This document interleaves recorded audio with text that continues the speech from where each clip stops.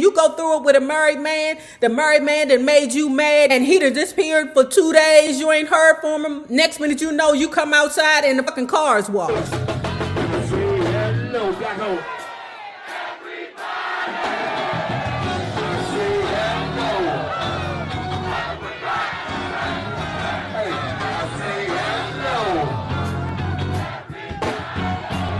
See this brother winning, man.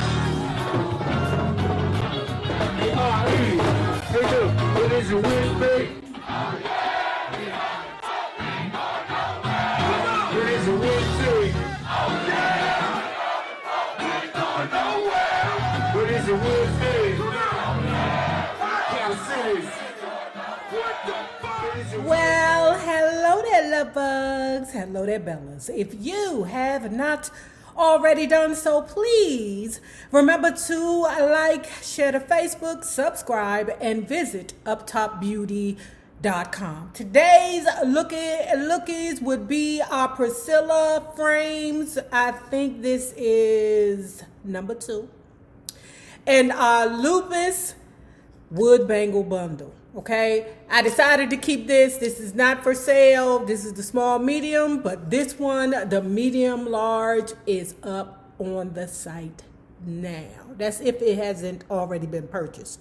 My bad, because you know I do these videos in advance. And if you are not already a part of our book club, please hit the Patreon link below and or the join button here on the YouTube. And for a small monthly fee of $5, you babies, yes, you can be privy to all the shenanigans before the YouTube gets it, if the YouTube gets it. Now, let's continue talking about Duke Fakir's I'll Be There, My Life with the Four Tops. Mary Wilson was one of the sweetest, nicest young ladies I had ever met. I nicknamed her Sweet Pea because she always had a smile on her face. She would do as much as she could to help everybody. Not to mention, she was as cute as pie. Our career started blooming at the same time. While the Four Tops were climbing the charts, the Supremes had 4 #1 back-to-back hits, including Stop in the Name of Love. Mary bought a wonderful house on Buena Vista Street in Russell Woods, a beautiful landscaped area in Detroit with elegant 2- and 3-story brick houses. Diana and Florence lived down the street in houses that were picked out and purchased by Motown too, with everything arranged for them. So that's exactly what we read in the Mary Wilson book, in the Diana Ross book, and the Tony Turner book. So at any rate, what we're about to get into is the relationship between Mary Wilson and Duke Fakir. Now, just by reading this part, I kind of see why things happened the way they happened with Mary Wilson. Because when you got those people that are overly sweet, like myself, overly kind, overly giving, sometimes we can be taken advantage of. And I want to say, in every time I got into a relationship with a street dude, I've always gotten taken advantage of because of the fact I always came from a place of love. And when you're dealing with street dudes, them people are coming from a place of survival. Knowing that I was on the road to a divorce, she asked me to move in with her, and we decided to get engaged. Okay, that's nothing different from what Mary Wilson said in her book, Dreamgirls. I guess I was having too much fun because one night when Mary had cooked some delicious food for the Four Tops and Smokey Robinson, we heard a knock on the door. I answered it, and there stood my 8-year-old daughter, Kai, who I loved dearly. Kai, what are you doing here? I asked, stunned. My mama dropped me off and told me to ask for you, she said as I looked outside seeing her mother drive away. See, shit like that, That's what Dookie wants. They don't want the sweet, kind woman that'll cook dinner for you and your man and things like that. When you're dealing with men that have that aggression in them, because Dookie got some aggression with him. He can be a stone cold ninja, and we know this because he stole them people's money. My mama dropped me off and told me to ask for you. She said as I looked outside seeing her mother drive away, Kai came in and Levi started talking to her as I got myself together. Why don't you go in there and help Murray in the kitchen? I finally said. Kai stayed with us for a couple of days, and during that time, I started thinking about my children. I had a little baby boy by then too. Nazim, born in 1966. I reflected that when Inez and I had decided to get a divorce, I wasn't making enough money for her. I had just had 2 hit records. I guess she heard from the other wives that I was getting my life together.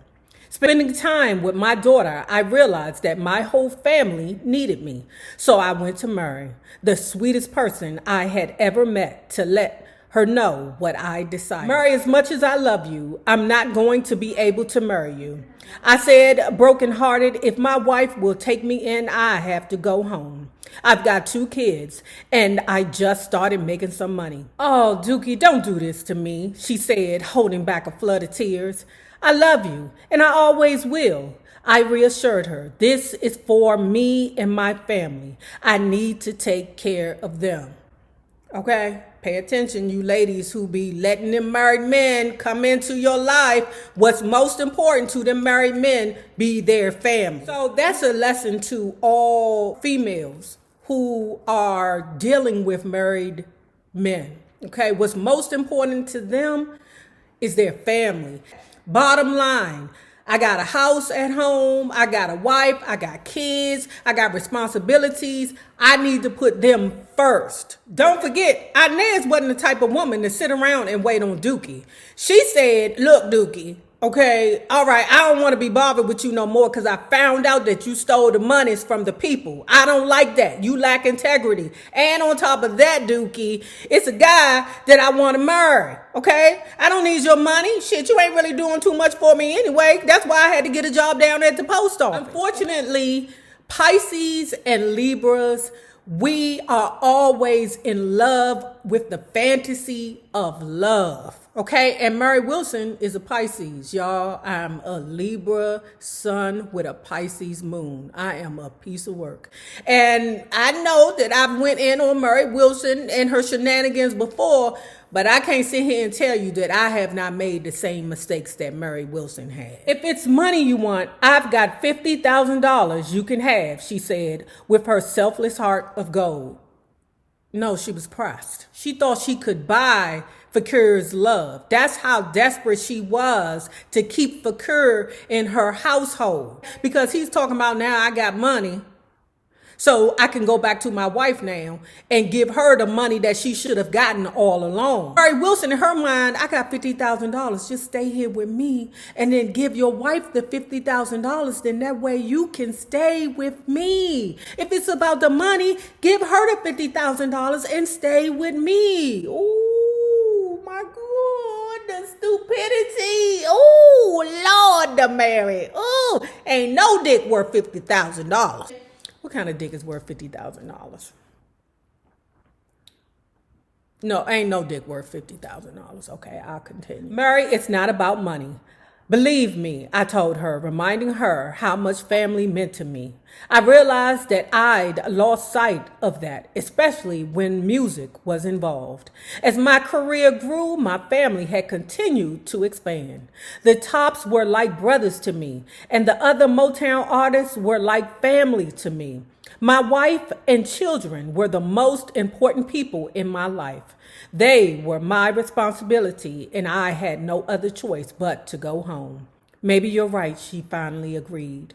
We're both in love with our careers. It probably wouldn't last so long. And girl, if that's what you gotta tell yourself in order to sleep at night, shasta la vista, baby. That's where I thought she was wrong. In my heart, I thought it would probably last forever, but I couldn't say that.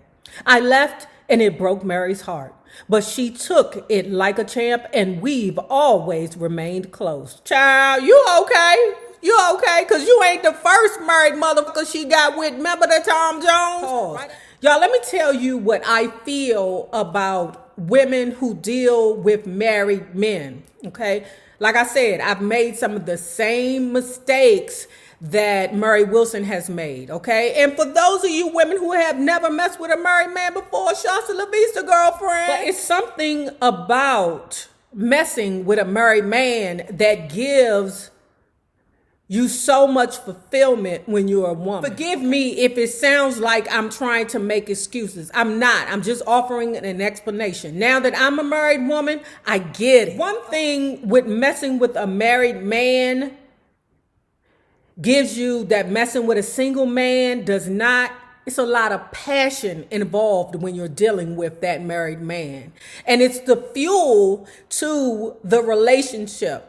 When you're dealing with a married man is desperate for you to stay on the side because you are a part of his happiness. You two have created a place where he can have happiness all around. When you have a man that is dealing with two women, that man is never happy unless both sides are happy. If the wife is unhappy, then believe me, the second girl on the side is going to be unhappy too. Because he's going to be on with the wife trying to make things better with her. So he's going to neglect the girl on the side. When the girl on the side is not happy, he's going to be at home moping around. So it's constantly about trying to keep both sides happy. And that is the adrenaline that that man needs. Every day he's waking up trying to maintain his masculinity and keep both those women happy. That's if he really loves both women, but a girl, if you just on the side and he just sliding through at night, girl, then, you just need to stay in your lane. When you're dealing with a married man, it just gives you a fulfillment because of the passion. And you go through it with a married man, the married man that made you mad and he done disappeared for 2 days, 3 days, you ain't heard from him. Next minute you know, you come outside and the fucking car's washed. The next day you come outside, it's bouquets in front of your front door. That's the kind of things that married men do. A single man, they just gonna go to the bar. And if ain't no bitch there that he wanna fuck, he gonna call you on the phone. See the difference? It's actually more loyalty in a relationship where you have a married man. The problem comes in when you have situations like Dookie, where Dookie really didn't care for Mary Wilson anyway. Yeah, he loved her. He said he loved her, but dig this. When he divorced his wife, he didn't go to Mary. He went to some other girl. I'll move on. That's where I thought she was wrong. In my heart, I thought it would probably last forever, but I couldn't say that. I left and it broke Mary's heart, but she took it like a champ and we've always remained close. I stood by her through a barren marriage and subsequent divorce and the death of her son, Pedro. Until her ultimate death, we remained good friends, as she referred to me as the love of her life. Murray Wilson, he ain't referred to you as the love of his life. I just think that Murray Wilson's relationship with Fakir was not actually love. I think it was, or a love with passion behind it. I think Murray Wilson was just a place filler for Fakir. Inez and I got back together and I tried to recapture the magic of old times. I did my best to make the hard times up to her. I gave her all my money, paid the bills, and made sure I took care of the kids properly. By then, we'd been blessed with one more child, Abdul, born in 1970. I tried to make her happy, but I guess it was hard with me still traveling and not being a full-time husband or dad. What you thought? The dude that she was thinking about marrying disappeared? When I moved out for good, I explained to my kids it wasn't their fault and that it wasn't my choice this time. It had been quite a roller coaster ride for Inez and me. By then, I had experienced some more real highs in my show business career. But the price was losing my wife and my kids. And I was emotionally at my lowest point. I was confused about love and relationships. With the success of our first #1 record, I Can't Help Myself, released in April 1965, we started realizing that our feast of famine days might be over. We weren't going to starve. Soon, Barry predicted that we would become more popular with white audiences than black ones. This was startling to us. Of course, we wanted to sell records to everyone, but we didn't count on appealing more to whites than to our own people, our core listeners, our families, our roots. After considering Barry's visionary outlook, which was to create crossover groups like the Supremes, we became aware of how important the Tops had become to Motown. We were creating a musical bridge between black and white culture. Once the Four Tops crossed over the racial divide and became mainstream artists, it unleashed a floodgate of success. Things accelerated so quickly, with fame rolling in like a giant tidal wave, sweeping over us from all corners of the world. Billboard honored us by naming it 1965's Record of the Year. We appeared on the Ed Sullivan Show, finally making it onto America's top variety TV program, which boosted our recognition both nationally and internationally. Okay, and I told you, once you get that Europe money and that United Kingdom money, child, you on and popping. The Four Tops album came out in January 1965. It didn't make much of a splash, but word soon got out when our second LP, Four Tops' second album, was released. Rumor had it that the album blew both the Rolling Stones and Bob Dylan away. Fascinated artists and fans from all over the globe made a mecca to Hitsville, USA to see where the magic happened. When we recorded Reach Out, I'll Be There, another HDH song, we thought it was probably a good song for our next LP, not a single. We all thought we had good ears and could tell when we had a hit, but we sure didn't hear that one coming. Let me tell you something. I think the first time I heard Reach Out that I can remember was in Cooley High.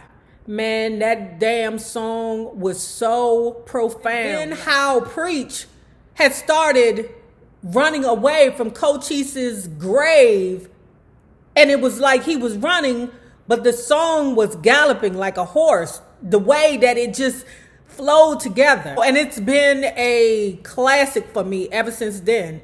I know the song came out before then, but man, I'm telling you, man, it was just the cohesiveness of that scene that blew me away. So when Barry called us in the office, he took us by surprise when he said, "I hope your bank accounts are in good shape.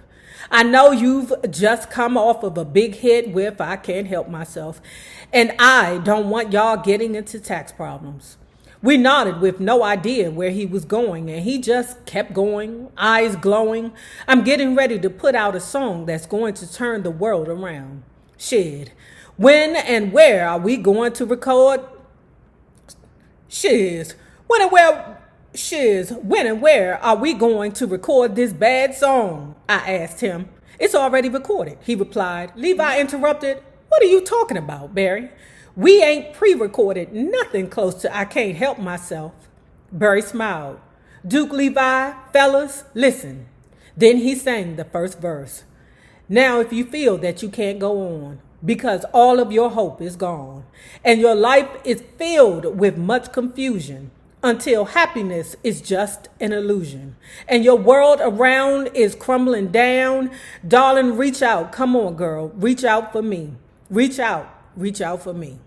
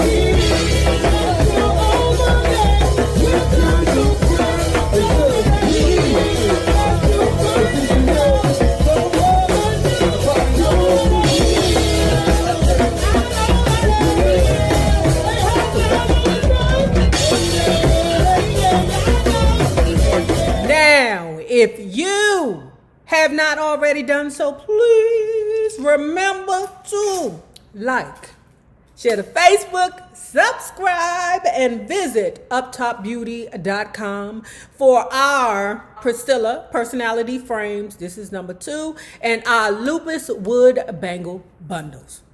Now, remember this. The same people that you meet on the way up will always be the same people that you meet on the way down. My naysayers, my patron loves, you babies. Have a good one. When you feel that you can't go on, peace.